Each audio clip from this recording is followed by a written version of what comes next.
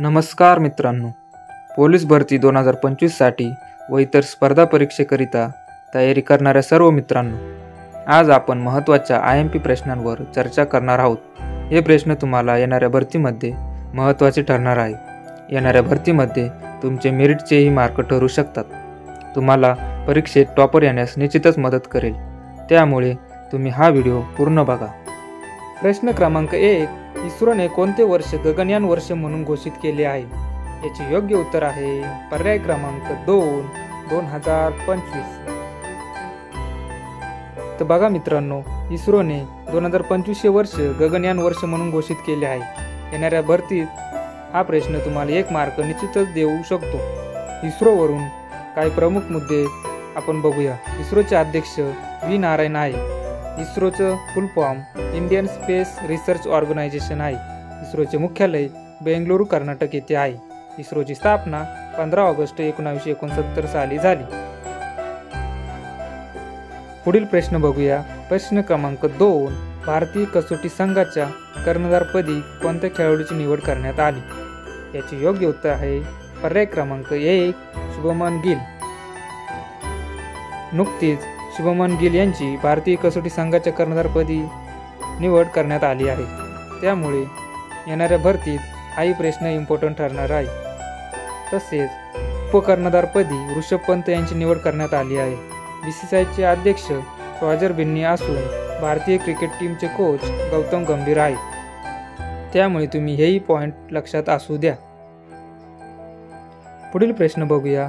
भारताचे पहिले अणुचाचणी पोखरण येथे पार पडली. या अणुचाचणीला 2025 मध्ये किती वर्ष पूर्ण झाले? तर बघा मित्रांनो, याचे योग्य उत्तर आहे पर्याय क्रमांक 2, 51 वर्ष पूर्ण झाले. भारताची पहिली अणुचाचणी पोखरण राजस्थान येथे मे 1974 साली पार पडली. या अणुचाचणीला 2025 मध्ये 51 वर्ष पूर्ण झाले. तसेच या अणुचाचणीसाठी ऑपरेशन स्माइलिंग बुद्धा असे सांकेतिक नाव वापरलेले होते. अणुचाचणी करणारा भारत हा जगातील 6वा देश ठरला. भारताची दुसरी अणुचाचणी ही मे 1998 साली पार पडली. तिचे सांकेतिक नाव ऑपरेशन शक्ती होती. पुढील महत्त्वाचा प्रश्न बघूया. प्रश्न क्रमांक 4. केंद्रीय रेल्वे मंत्री कोण आहे? या प्रश्नाचे योग्य उत्तर आहे पर्याय क्रमांक 1, अश्विनी वैष्णव. हा प्रश्न इम्पॉर्टंट ठरतो कारण कोकण रेल्वेचे भारतीय रेल्वेत विलिनीकरणासाठी 23 मे 2025 रोजी महाराष्ट्र सरकारने मान्यता दिली.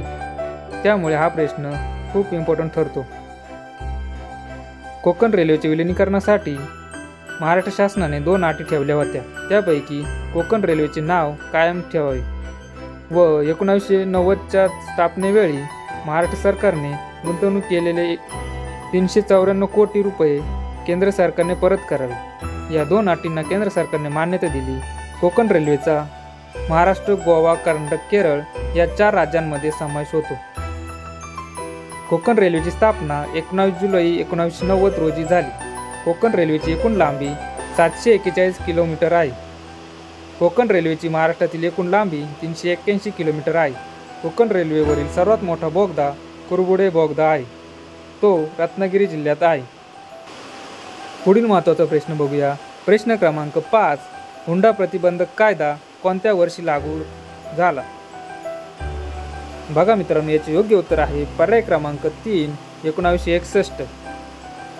सध्या हुंडाबळी खूप होत असल्या कारणाने हा प्रश्न खूप इम्पॉर्टंट ठरत आहे. पुढील प्रश्न बघूया. प्रश्न क्रमांक 6. Ready, relevant and resurgent a blueprint for the transformation of the India military हे पुस्तक कोणाचे आहे? याचे योग्य उत्तर आहे पर्याय क्रमांक 1, जनरल अनिल चव्हाण.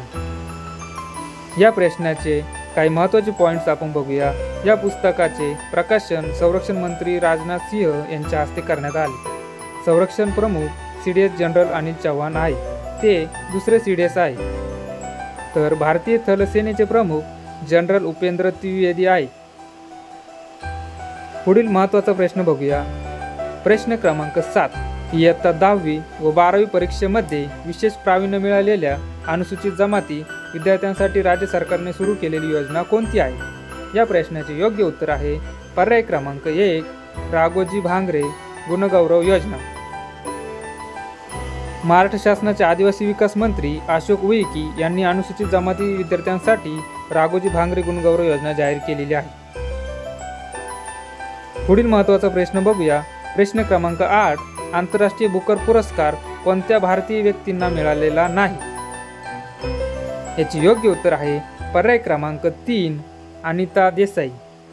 तर बघा मित्रांनो, बानू मुस्ताक व गीतांजली श्री यांना बुकर पुरस्कार देण्यात आलेला आहे. त्यामुळे या प्रश्नाचे योग्य उत्तर ठरते अनिता देसाई. अनिता देसाई यांना बुकर पुरस्कार मिळालेला नाही.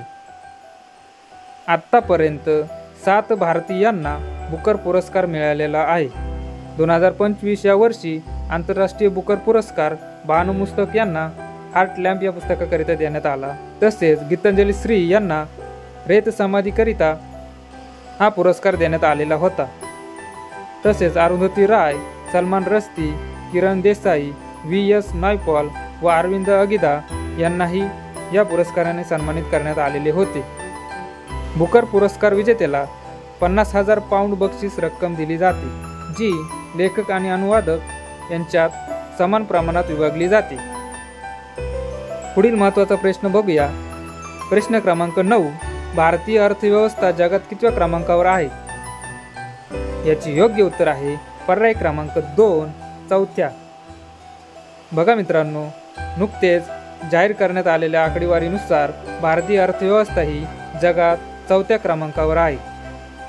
भारतीय अर्थव्यवस्थेने जपानलाही मागे टाकले आहे.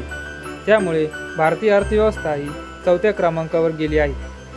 नीती आयोगाचे CEO सुब्रमण्यम यांनी याची माहिती दिली. देशाची आर्थिक स्थिती मजबूत असल्याचे त्यांनी म्हटले आहे. सध्या अर्थव्यवस्थेत अमेरिका पहिली, चीन दुसऱ्या क्रमांकावर, तर तिसऱ्या क्रमांकावर जर्मनी आणि 4थ्या क्रमांकावर आपला भारत देश आहे. आता आपली अर्थव्यवस्था ही $4 ट्रिलियन इतकी झाली आहे. हा प्रश्न येणाऱ्या भरतीत खूप महत्त्वाचा ठरणार आहे. पुढील महत्त्वाचा प्रश्न बघूया. प्रश्न क्रमांक 10, भारतातील पहिल्या AI म्हणजेच आर्टिफिशियल इंटेलिजन्स प्रणाली वापरणारा जिल्हा कोणता आहे? याचे योग्य उत्तर आहे पर्याय क्रमांक 3, सिंधुदुर्ग. सिंधुदुर्ग हा राज्यातील तसेच भारतातील पहिला AI प्रणाली वापरणारा जिल्हा ठरलेला आहे. त्यामुळे येणाऱ्या भरतीत हा प्रश्न खूप IMP ठरणार आहे. सिंधुदुर्गवरील काही महत्त्वाचे अजून पॉईंट बघूया आपण. महाराष्ट्रातील पहिला साक्षर जिल्हा तसेच महाराष्ट्रातील पहिला पर्यटन जिल्हा हा सिंधुदुर्ग आहे. महाराष्ट्रातील पहिले फुलपाखरांचे गाव पारपोली आहे. महाराष्ट्रातील पहिला पवन ऊर्जा प्रकल्प जामसांडे देवगड आहे. महाराष्ट्रातील पहिले सागरी उद्यान मालवण येथे आहे. तसेच काही तुमच्यासाठी IMP पॉईंट्स आपण बघूया. राजकोट मालवण येथे मुख्यमंत्री देवेंद्र फडणवीस यांच्या हस्ते 11 मे 2025 रोजी छत्रपती शिवाजी महाराज यांच्या नवीन पुतळ्याचे अनावरण करण्यात आले. या पुतळ्याचे शिल्पकार राम सुतार आणि अनिल सुतार असून या पुतळ्याची उंची ही तलवारीसह 83 फूट आहे, तर जमिनीपासून ते तलवारीसह 91 फूट उंची आहे. हा पुतळा देशातील महाराजांचा सर्वात उंच पुतळा ठरलेला आहे. पुढील IMP बघूया. ऑपरेशन सिंदूरच्या सन्मानार्थ भारतात निघालेल्या यात्रा यापैकी भारत जिंदाबाद यात्रा रिपब्लिकन पार्टी ऑफ इंडिया या पक्षाने, तर तिरंगा यात्रा भारतीय जनता पार्टी व जय हिंद यात्रा राष्ट्रीय काँग्रेस पार्टी या पक्षांमार्फत निघालेल्या.